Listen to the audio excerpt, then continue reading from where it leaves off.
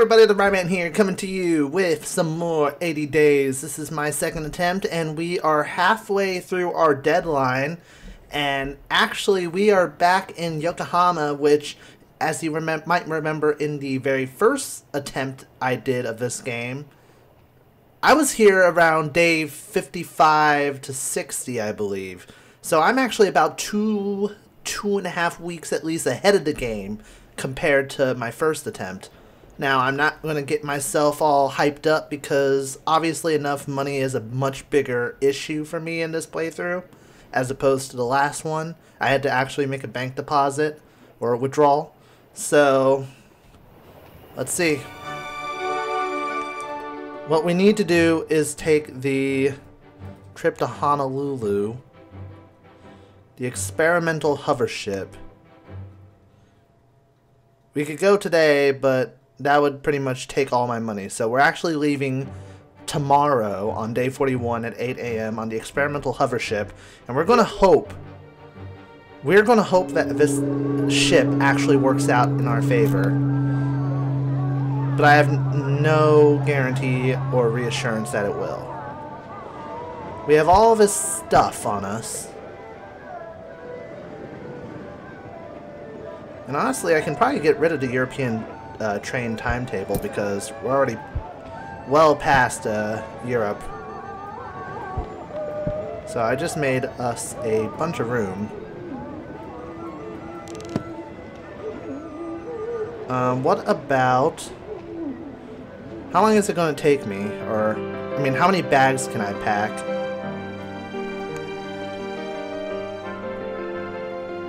Four bags.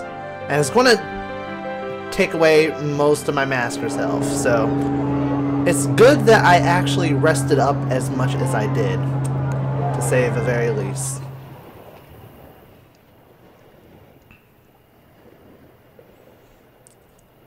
So let's make a little bit of money. Collectors in San Pedro will pay extraordinary prices for buffalo hides from Gastown. Well, we're not going anywhere near that area, I don't think. We're approaching from Honolulu, so from there we're trying to get to San Francisco. And then basically take the same route that we did in the first run of the game. Although, if I recall correctly, it was very expensive to take that one ride. I think it cost me like $6,000 or pounds. So I'm very cautious about that. Let's see. Uncomfortable conditions, baking sunshine, sweltering heat, and rough seas.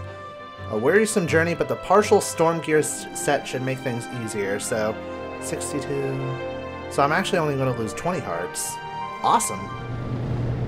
Alright, let's try this. We're on the Nolani. Going from Yokohama. Hopefully this works. The Nolani was a new concept, we were told. A hover barge making the long-distance journey from Yokohama to Honolulu in the middle of the Pacific Ocean. If only it went farther than Honolulu, a little bone-rattling for the sake of a few days' efficiency seemed like a good trade to me. But the ship had only enough fuel for the journey, and even then I think only just. We and the other passengers on this inaugural crossing must have looked pale and uneasy as we set off. Even the captain was sweating. No doubt the heat was to blame. Besides, standing next to the captain was our very own artificer, so what could possibly go wrong? And indeed, when disaster struck, its nature took us all quite by surprise. How did I fucking figure? Greetings, Madame Shu. Oh no!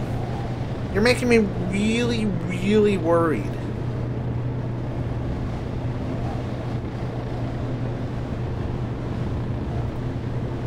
Get to San Pedro? Yes, I know there's valuable stuff in San Pedro. That's not what I asked, though.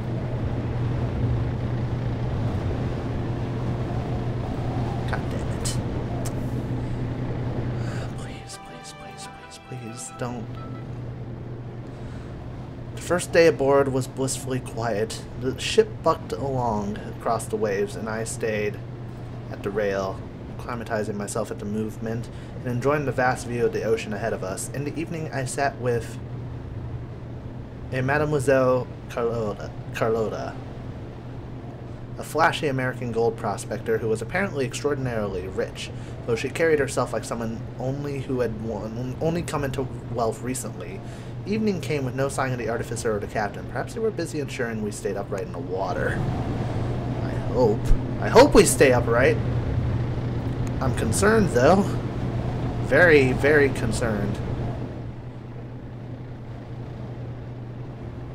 We noticed the trouble when my bread roll slid from the side of my plate and rolled against the side of the craft, quickly followed by another passenger's wine glass. I stayed seated. It was clear enough what was happening. The entire ship was listing to the left. A moment later, a strange noise began to issue from the engines below. It sounded somewhat like a scream. The only other person in the dining car was the retired detective Monsieur Jaffe. He gripped onto the table edges with whitened knuckles. "Monsieur, what is going on?" I demanded, but my master merely twitched his brow. The shrieking noise from the engine stopped, but the boat did not right itself. Passer Perdue, perhaps it would be useful to ascertain the cause of this misalignment. I agree. I replied. I headed from the dining room car to the engine room to find our artificer. Negotiating the corridors were a difficult proposition due to our stubborn tilt, but we were, I could sense, slowly moving back to upright once more. Perhaps we were not about to sink after all. Suddenly, Mademoiselle Carlotta leapt into my path. "Passer Perdue," she hissed. "Please step aside, mademoiselle. I must get to the engine room." "I have just come from there," she replied, her expression aghast. "And Passer Perdue." She stumbled, her voice a tremor. "It is Madame Shu, our artificer. Passer Perdue, she is dead!" I hurried to the boiler room, and it was true. Madame Shu was not only dead, the circumstances told a clear story. She had been murdered.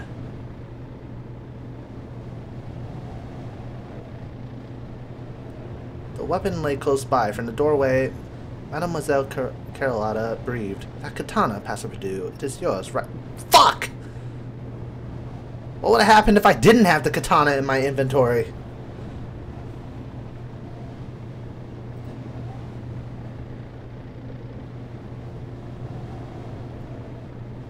Oh no.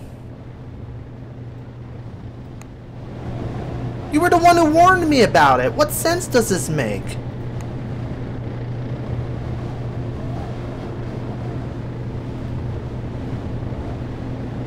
What sense does it make that she's running away from me because she led me to the scene of the crime?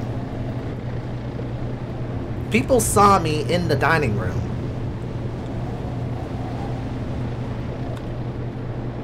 You can get dinosaurs' bones in Panama City. Great, that's the least of my worries, though. The next day, the investigation, such as it was, began in earnest. The captain demanded to talk to everyone, but of course everyone had an alibi.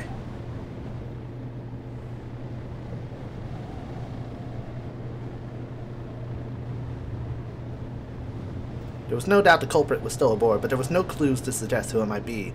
But the weapon that belonged to us and had been spirited out of our own locked cabin. That, the captain huffed, is the only piece of true evidence we have, Passer Perdue. Monsieur Jaffe says that based on the corpse's temperature, his estimated death occurred 2 hours before she was found. Where were you and your master at the time of the crime? I told the truth. I was taking a turn on deck, alone. My master, I believe, was in the drawing room. Also alone, Monsieur Fogg put in, hopefully. Does not look good, gentlemen.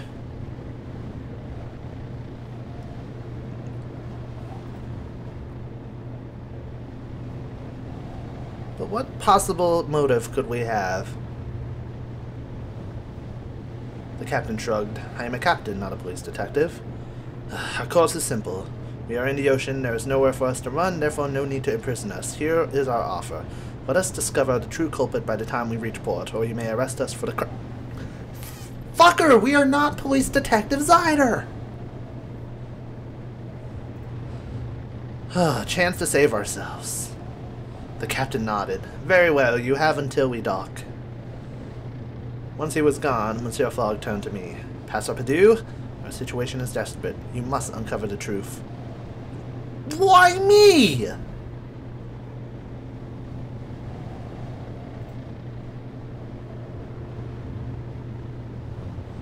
What will you do? I demanded.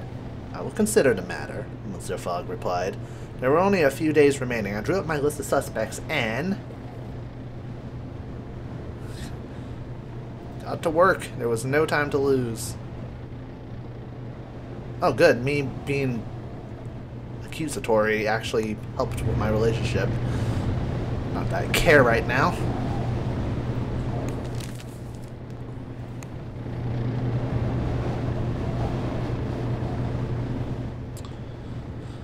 Alright.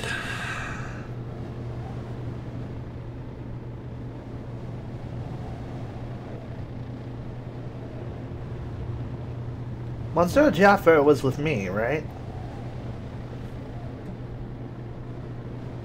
I don't think Carlotta will be honest with me. I haven't even interacted with General Peters. So... actually, let's start by investigating the scene of the crime.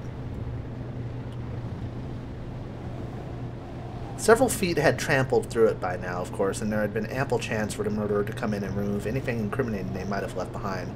Even the dust had drifted away through the open porthole.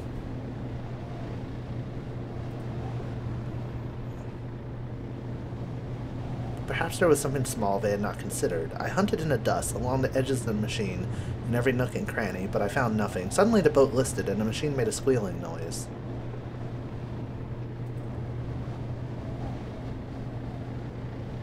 Though not as loud as the one the other day, a valve opened and a blast of cold air shot out across the floor of the boat. Then the flap closed. The boat tilted back upright and the cold air spread away.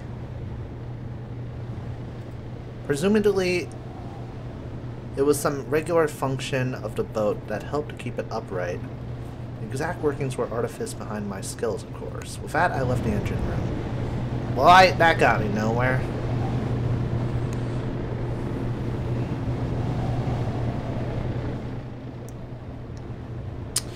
Alright, so what do we know in terms of air?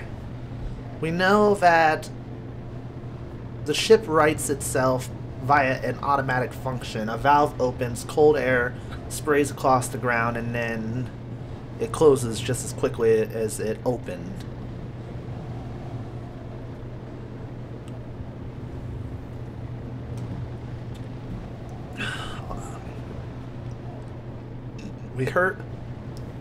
We know the ship was tilting.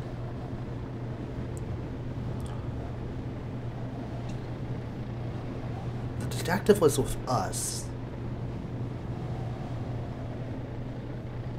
General Peters and Carlotta are my suspects right now. I'm trying to figure this crime out in my head. God damn it, please, Sherlock Holmes. I mastered 3 out of the 6 crimes in that game, and I only did 3 of the crimes, to be fair, but I'm trying to channel my ability to figure out a crime. Okay, so from what I recall, we heard a scream, right? But I feel like maybe the valve thing could have disguised the scream, maybe.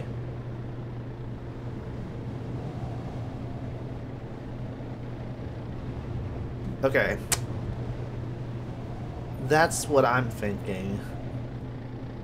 Now, as for why our katana would end up being in there, only somebody who would be able to have, like, an ability to get into our room when we have the door locked, like, they would have to have a key or have, like, full access around the ship, which would only be the captain, I would assume, and maybe the general. I don't think the general, but maybe. So I feel like maybe it was the captain, but then what would the captain gain by killing the artificer?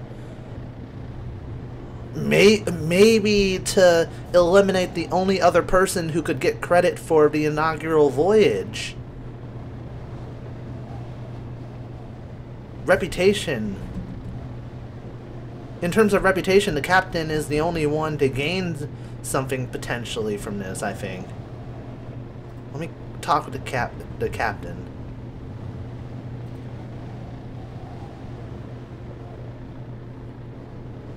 I have a few ideas, I told him. I'm glad, he answered. For my money, I don't trust that General Peters. He's altogether too square-jawed about the whole affair for my liking.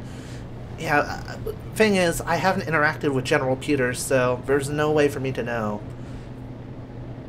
But then I feel like that he's a bit of a red herring, because since I haven't interacted with him, what sense would it make that he's the criminal? Seems too obvious, and I mean, it seems like it would be too obvious of a finger to point. Plus, I can't think of any possible motive a general would have, unless it had something to do with like some sort of tension between two different countries, and maybe they came from two different countries. So, we'll see. I can ask about Madame Shu. Key at the cabin. Let's ask about the key.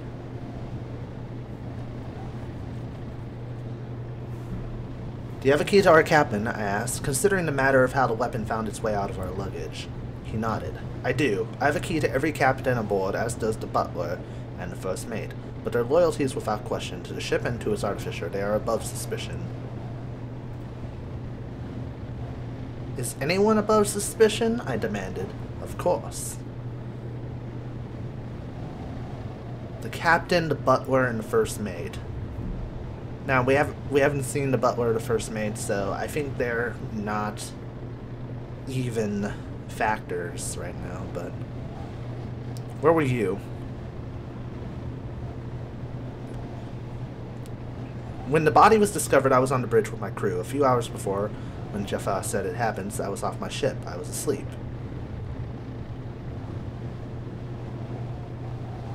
Alright, so during the murder, he was asleep.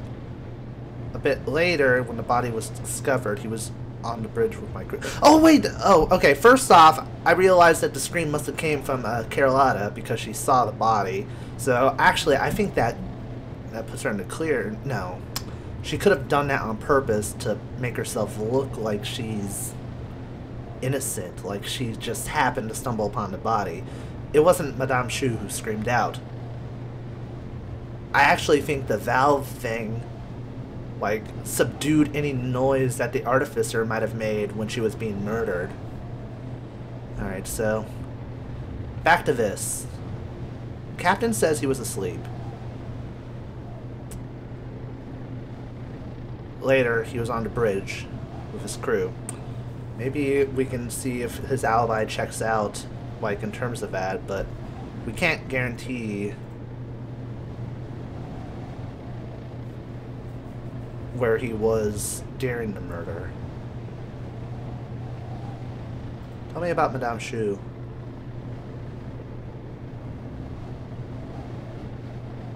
She was a remarkable artificer. This is a remarkable boat. Her great legacy. I couldn't be more proud to be her captain.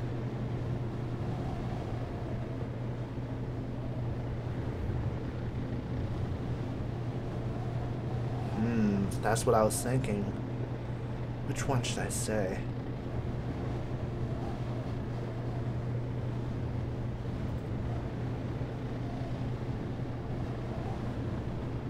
Will you still pilot her now that she is gone? He looked serious. To be quite honest, I do not think I can. No one knows how the boat works. No one can repair it in case of disaster. He paused a moment and added, please do not tell the other passengers that.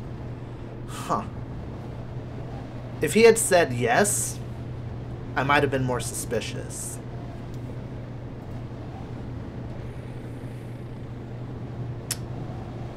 Ah, so we gained a day. Cool. So we officially have 37 days to get back to London, which is a bit better than attempt number 1 right now, but we're still in a tight spot. We're low on money, below £1,000. We're not even at the United States yet. And really, I think the katana is going to be out of our hands because it's a murder weapon, so we're probably not even going to get the benefits of selling it. Oh, here! Have this delightful weapon that killed, a very famous artificer on the inaugural ride from Yokohama to Honolulu.